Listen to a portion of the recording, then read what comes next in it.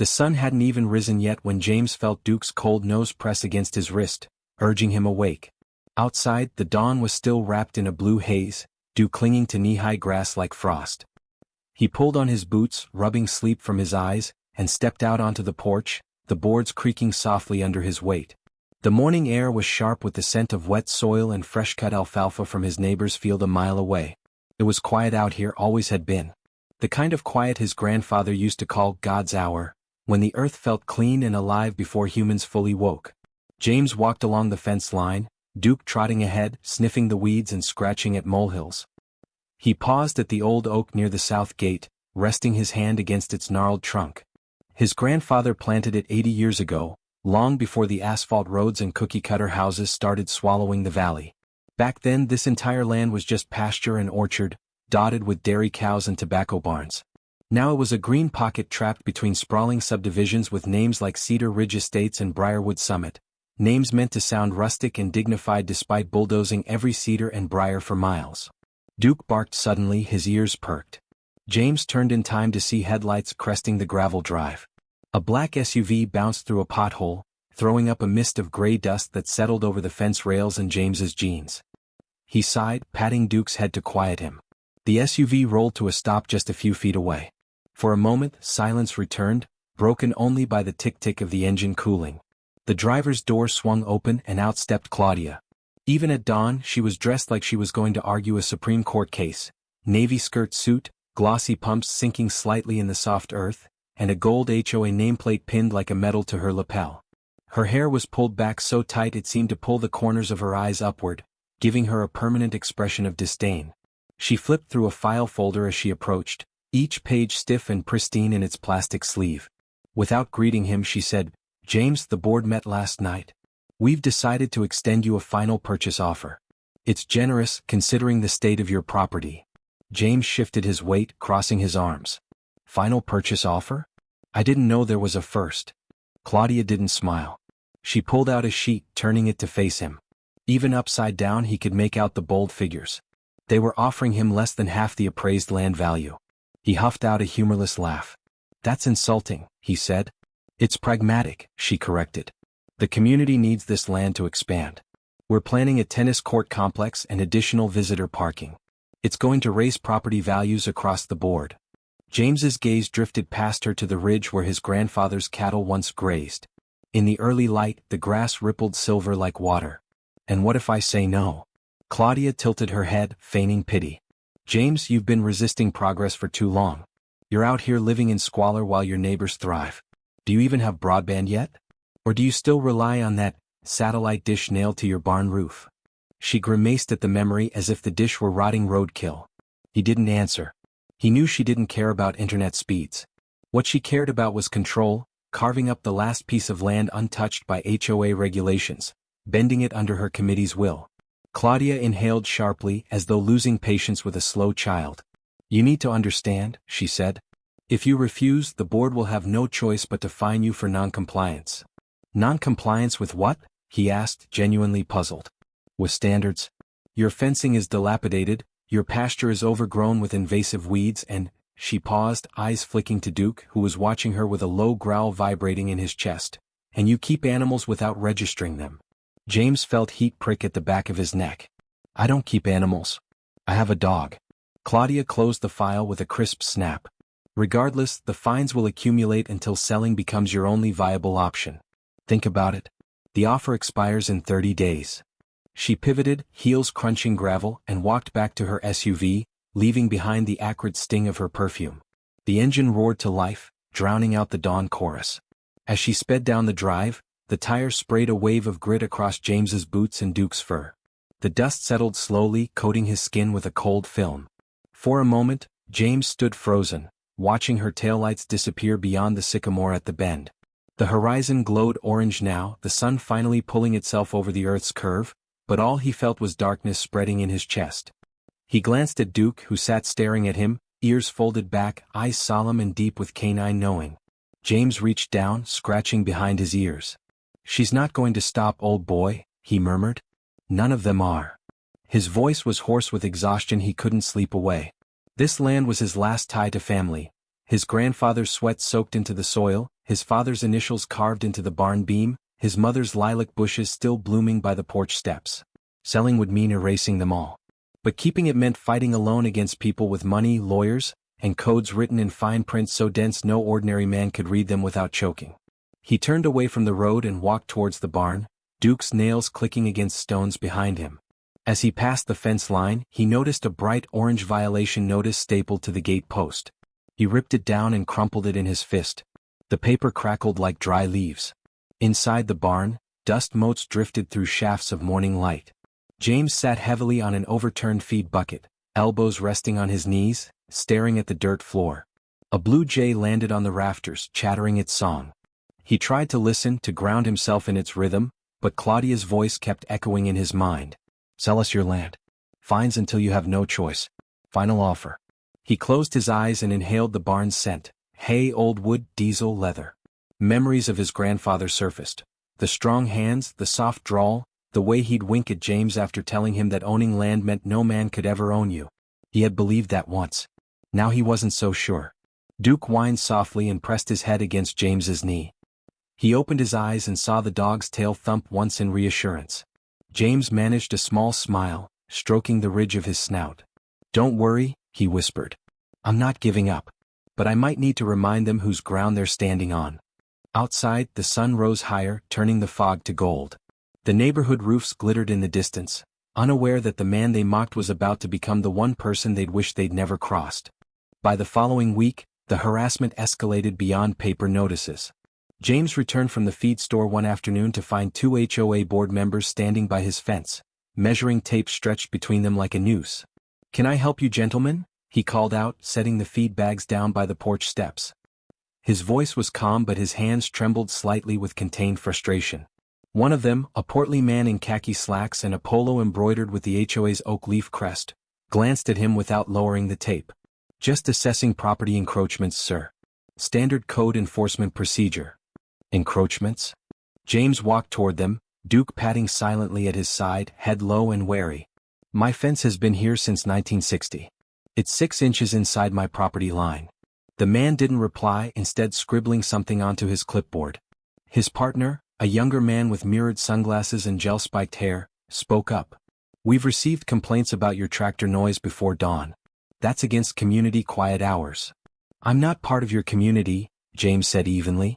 This is private land. Your quiet hours don't apply here. The younger man smirked, tilting his sunglasses down his nose. If you're within 1,000 feet of HOA boundaries, your activities affect community enjoyment. That's what the bylaws say. James clenched his jaw. The audacity of it nearly stunned him into silence. Show me where it says that, he demanded. Contact the office, the portly man said, retracting the tape with a metallic whir. You'll receive formal notice of fines by mail. Have a good day, Mr. Rollins. He watched them walk away, the younger man tossing the clipboard into their golf cart before revving its electric engine and rolling back towards the gated entrance. James stood rooted in place, feeling his pulse hammer at his temples. Around him, cicadas buzzed lazily in the afternoon heat, their obliviousness almost mocking. That evening he sat at his kitchen table, flicking through the thick packet of violation notices and fine assessments that had arrived earlier. Each page bristled with officious language. Failure to maintain lawn height below 8 inches, improper storage of non-operational vehicle, unregistered animal present on premises. One even cited his clothesline as an eyesore visible from community walking trails. The fines totaled over $2,000.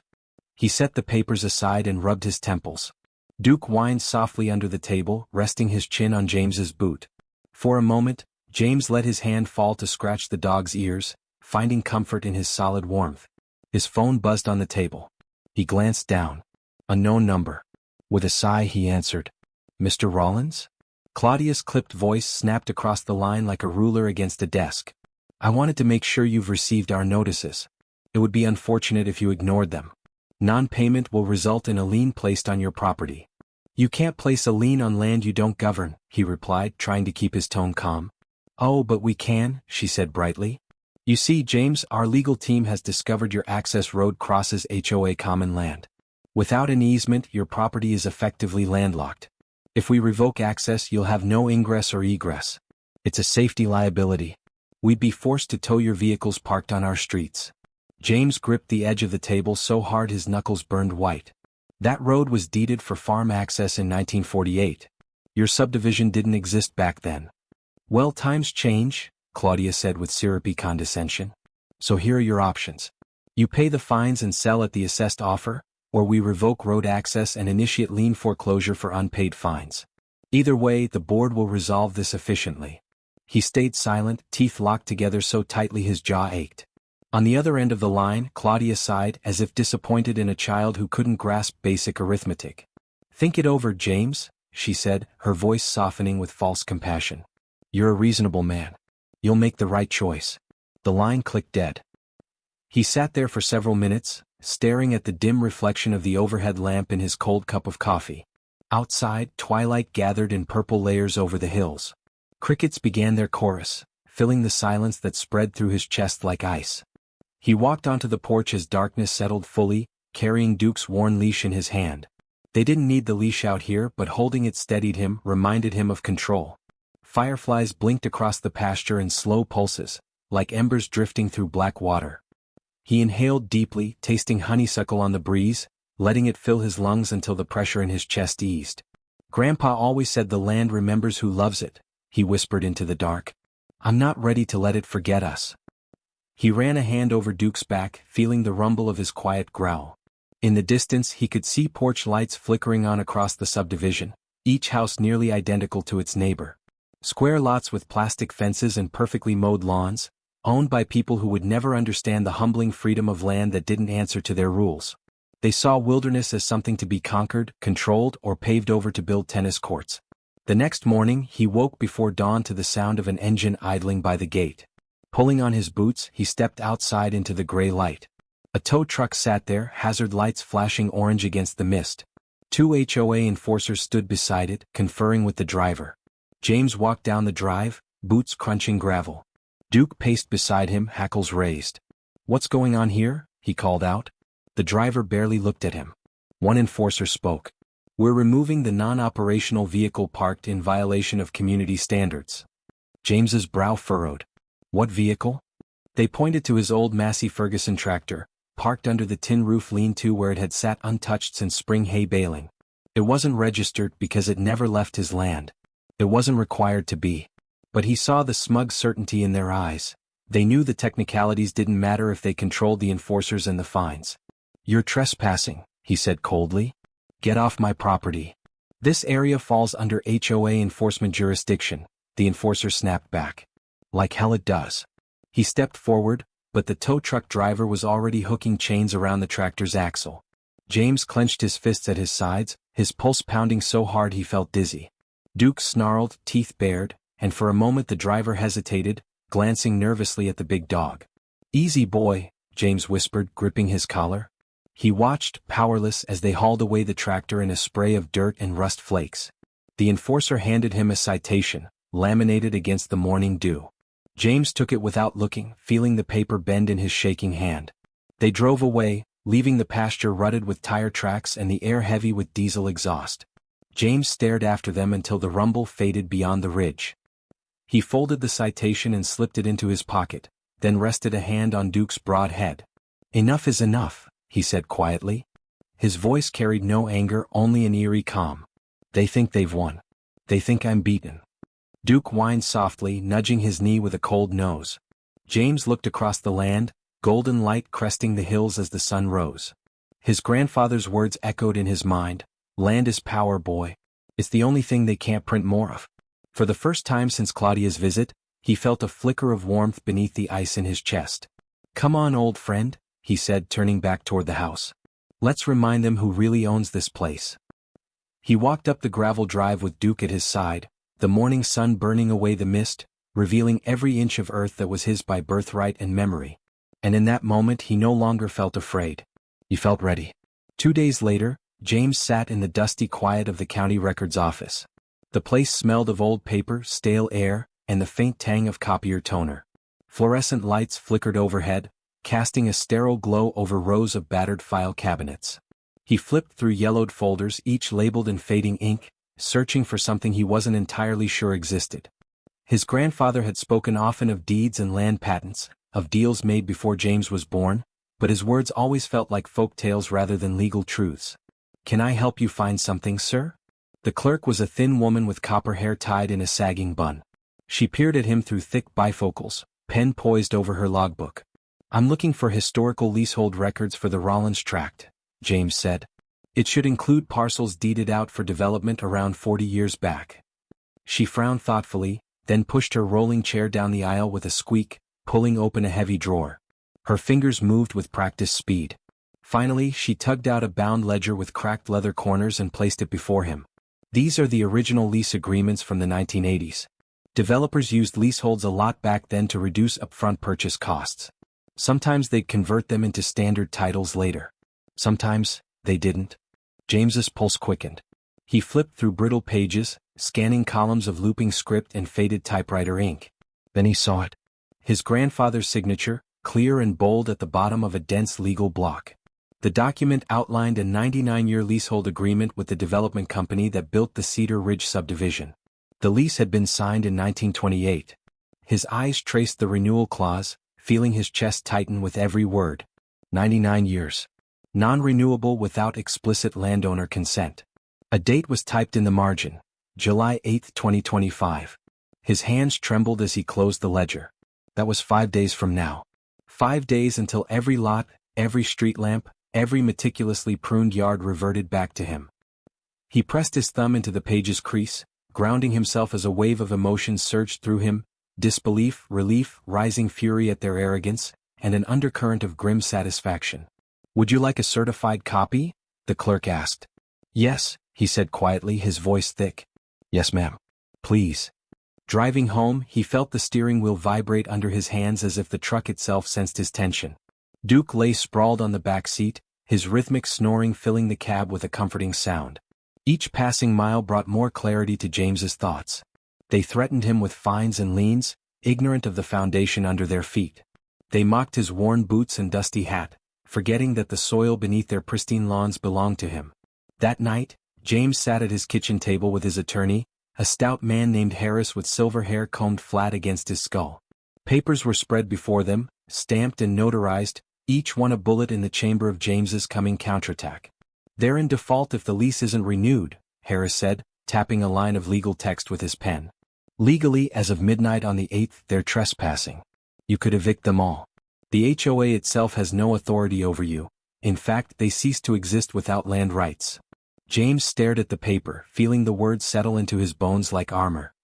He pictured Claudia standing in her manicured yard, sipping her iced coffee without the faintest idea of what tomorrow held. Part of him wanted to savor that ignorance, to let her taste every smug word she'd ever spoken to him before reality ripped it all away. "Do it," he said. His voice felt distant, forged from something deeper than anger. "Prepare everything. I want to do this right." Harris nodded, gathering the papers into a tidy stack. "I'll contact the county commissioner tomorrow. They'll ensure enforcement. James, are you sure you want to go through with full eviction? You could negotiate renewal fees. You'd be a very rich man." James looked out the window at his dark field stretching into moonlit hills. Fireflies blinked over the grass like scattered stars. "It's not about money," he murmured. "It's about respect. They need to learn what it feels like to lose something they thought they owned." The following morning, he returned to his chores with a calm focus that felt foreign after so many weeks of anxiety. He repaired a sagging fence post, listening to the echo of hammer blows across the pasture. He cleaned out the goat shed, though he hadn't kept goats in years, and stacked the old feed buckets along the wall. Every action rooted him deeper into the land, reminding him who he was and where he came from. Near noon, as he scrubbed out Duke's water trough, an HOA golf cart pulled up to the gate. Claudia stepped out, immaculate as always despite the July heat. Her pumps crunched over gravel as she approached, file folder in hand. "James," she called, her voice dripping with polite venom. "I trust you've given our offer due consideration." He rested his forearms on the fence rail, wiping sweat from his brow with the back of his wrist. "I have." She smiled thinly. "Good.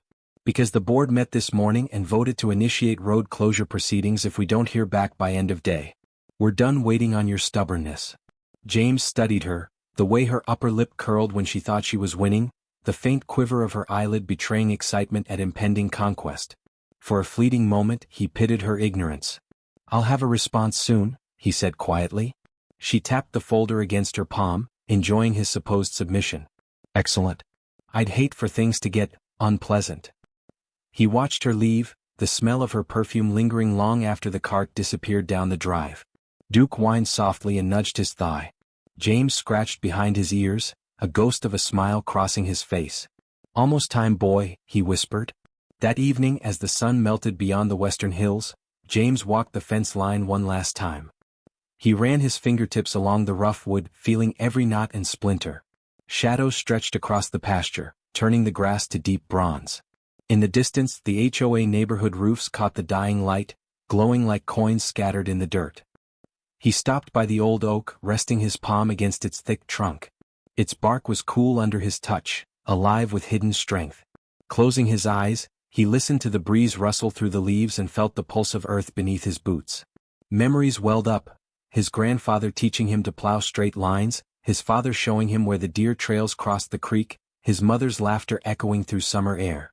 They had tended this land with their sweat and their love. Now it was his turn to defend it with his will. He opened his eyes and looked out at the neighborhood, the lights flickering on one by one as evening deepened into night. They had no idea their entire lives balanced on an expiring line of ink in a dusty ledger. But they would soon. He turned back towards the house, Duke at his heel, the dog's tail brushing against his calf with every step. Each footfall felt heavy with purpose, the old boards of the porch groaning softly as he climbed them.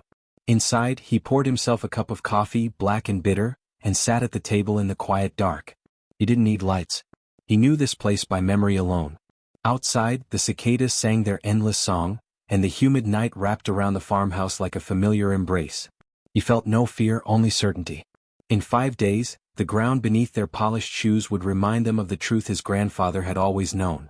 The land doesn't belong to those who build upon it. It belongs to those willing to bleed for it. He sat there until his coffee went cold, listening to the sounds of his land breathing around him, every creak and sigh whispering the same promise: soon. 5 days later, dawn broke over the valley in a haze of gold and lavender.